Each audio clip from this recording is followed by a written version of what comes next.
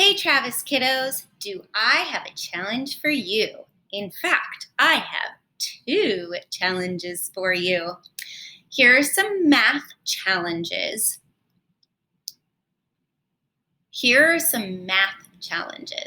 I want you to try your best. It is not important if you get them correct. It's not important if you do it quickly or if you take a long time.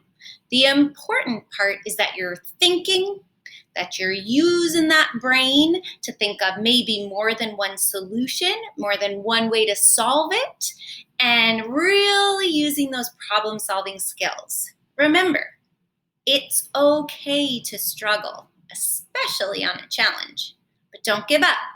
You can do it. Just try your best. So my first challenge for you today is a little bit of a word problem. 2 years ago, Lori was 5 years old. How old will Lori be 2 years from now? So think about that. 2 years ago, Lori was 5 years old. How old will Lori be 2 years from now?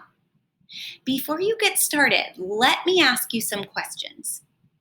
What do you already know? What information do you have?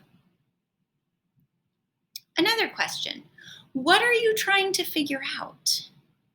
What are you trying to know? What's the question? Now, take some time to figure it out. You can pause to do that. My clue for you is there's more than one step to this problem.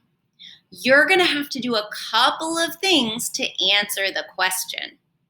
Okay, so figure out what the question is. Hint, it has a question mark at the end. Then see what steps you need to take to solve it. Okay, here's a question if you need another clue. Do you know how old Lori is now? I don't see that information right away in the text. So that's step one. You're gonna have to figure out how old Lori is now. Then you can use your knowledge to figure out the question. Give it a try. Go ahead and pause and give it a try. When you're ready, here's the second challenge. Do these numbers form a pattern? Why or why not? So the numbers are 1, 4, 7, 10. Do they form a pattern? Why or why not? If you do think it forms a pattern, what is the rule for the pattern? If it does not make a pattern, why not? My clue here is to think about what's happening between each number. What's happening between 1 and 4? What's happening between 4 and 7? What's happening between 7 and 10? If the same thing is happening between each number, then there's a pattern there. So, I want you to use that clever brain of yours to see if you can solve these two challenge problems. I'm not going to do it for you.